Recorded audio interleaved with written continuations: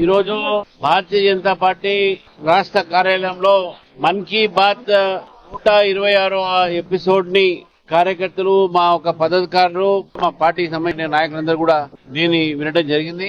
ఈ రోజు నరేంద్ర మోదీ గారు చెప్పినటువంటి ఒక ఏ సందేశం అయితే ఉందో, మనం స్వదేశీ అనేటువంటి వస్తువులు వాడాలి.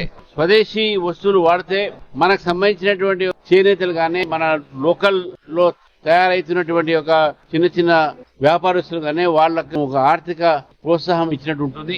కాబట్టి స్వదేశీ అనేది చాలా ముఖ్యం.